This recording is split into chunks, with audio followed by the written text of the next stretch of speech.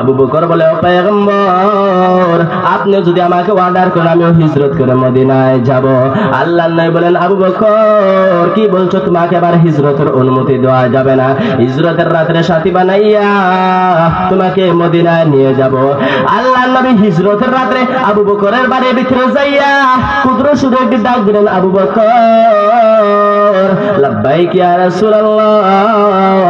আল্লাহর নবী বলেন, আবু বকর, তোমাকে গভীর রাত্রে এসে ক্ষুদ্র সুরে একটি ডাক দিলাম, তুমি কিভাবে আবার প্রথম ডাকে সাড়া দিয়া বের হলা? আবু বকর বলে, ও পয়গম্বর, বহু আগে আপনি আমার কানের গুড়ায় আওয়াজ দিয়েছিলেন হিজরতের রাতের সাথী হব। ওই রাত থেকে আমি আজ পর্যন্ত আবু বকর বিছানার সাথে পিঠটা লাগায় ঘুমাই নাই। সিরাত ইবনে হিশাম উল্লেখ করে আবু বকর 9.5 মাস পর্যন্ত বিছানার সাথে পিঠটা লাগায় ঘুমায় নাই। আবু বকর ডাক দিয়ে বলে, পয়গম্বর, শুধু যে আমি ঘুমায় না বিষয়টা এমন নয়, আমার মেয়ে আসমাটাও পর্যন্ত ঘুমায় নাই। নাস্তা বানায় রেডি থাকতো, কখন আসবে আপনি আসবেন আর আপনার হাতের নাস্তার বাটি তুলে দিবে।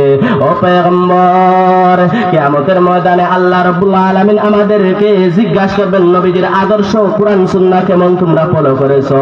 ও মুসলমান ইমানদার, আল্লাহর নবীর জন্য জান দে মহিলার দল। আল্লাহর নবী জিহাদের ময়দানে রওনা হয়ে গেছে। এমন সময় মহিলা তার দুধের বাচ্চা নিয়ে আল্লাহর নবীর সামনে ডাক দিয়ে বলে, পয়গম্বর, আপনি আমার দুধের বাচ্চা নিয়ে যান, জিহাদের ময়দানে ব্যবহার করবেন। আল্লাহর নবী ডাক দিল, মা, তোমার দুধের বাচ্চা দিছো জিহাদের ময়দানে, কি সে কি কোন কাজে আসবে, সে কি জিহাদ করতে পারবে? মহিলা ডাক দিয়ে বলে, পয়গম্বর, জিহাদের ময়দানে যখন কাফের কুফাররা যখন আপনার প্রতি তীর নিক্ষেপ করতে চাইবে, তখন আপনি আমার সন্তানকে ওই তীরের সামনে ডাল হিসাবে ব্যবহার করবেন। আমার সন্তানের শরীরে তীর বিদ্ধ হবে, আপনার শরীরে কোনো তীর বিদ্ধ হবে না। ও মুসলমান ইমানদার, ওই মহিলা ডাক দিয়ে বলে, পয়গম্বর, কিয়ামতের ময়দানে আল্লাহ যদি জিজ্ঞাসা করে, মহিলার দল, আমার দরবারে নাজাতের কি আমল হয়ে আসছে, কোন আমল দেখাও? তখন এমন কোন আমল নাই যে আমল দেখাইয়া নাজাত পাবো। তবে দুনিয়াতে এই কাজ করার জন্য আল্লাহর দরবারে বলতে পারবো যে, আল্লাহ, দুনিয়াতে তোমার নবীর আদর্শকে বাস্তবায়ন করার জন্য আমার সন্তান আমি জিহাদের ময়দানে দান করেছিলাম। সুবহানাল্লাহ। আল্লাহর নবীর সুন্নাত ছাড়া কিয়ামতের ময়দানে কেউ কোনো আমলের দ্বারা সে পার পাইবে না। মুসলমান ইমানদার, তুমি যত কাজ করো তোমার কাজের মধ্যে নবীজির সুন্নতের মেডিসিন থাকতে হবে। হাজী সাহেব হজ করো, তোমার হজের মধ্যে যদি নবীজির সুন্নতের মেডিসিন না থাকে তাহলে তোমার হজ কবুল হবে না।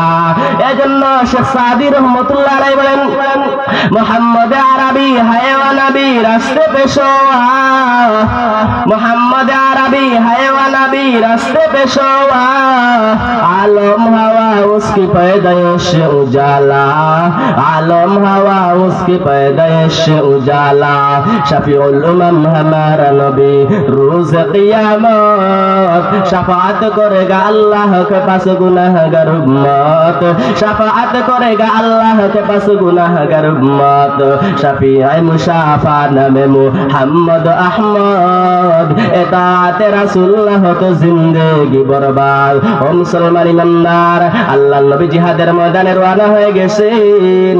আল্লাহর নবীর একজন জলিলুল কদর সাহাবী হযরত হানজালা রাদিয়াল্লাহু তাআলা আনহু নতুন বিবাহ করছে। নতুন বিবাহর রাতে ফরজ গোসল হয়ে গেছে, ফুল সজ্জার রাতে হানজালা গভীর রাত পানির ধারে গিয়েছে গোসল করার জন্য।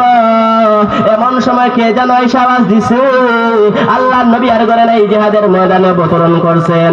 হানজালা বলে, ফরজ গোসল করব না জিহাদের ময়দানে গিয়ে আমার নবীর কাতারে গিয়ে দাঁড়াবো?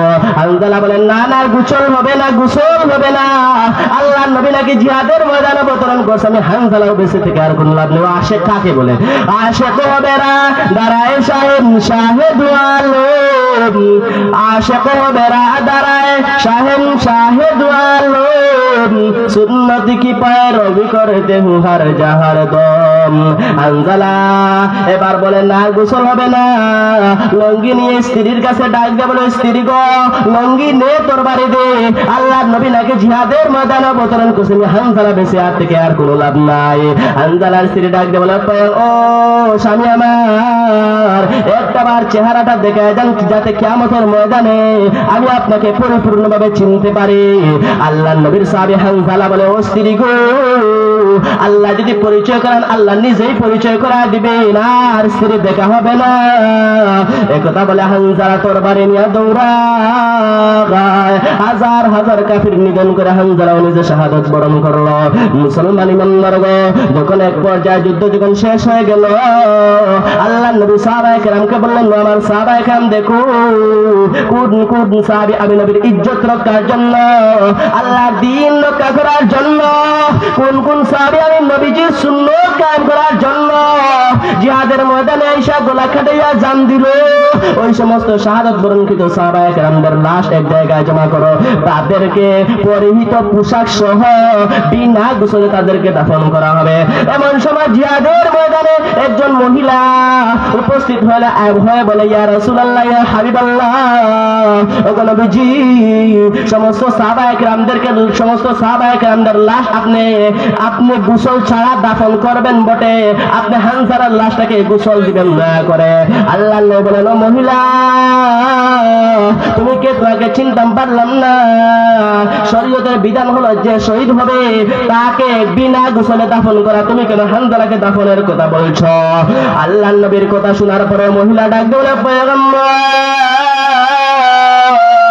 আমি আপনার আদরের সাহাবী হানজালার একজন স্ত্রী বাসর রাতে গোসল ফরজ হয়ে গিয়েছিল এই কথা শোনার পর বলেছিল আর গোসল হবে না এমন কথা বইলা জিহাদের ময়দানে এসে গলা কাটাইয়া শাহাদাত বরণ করেছে।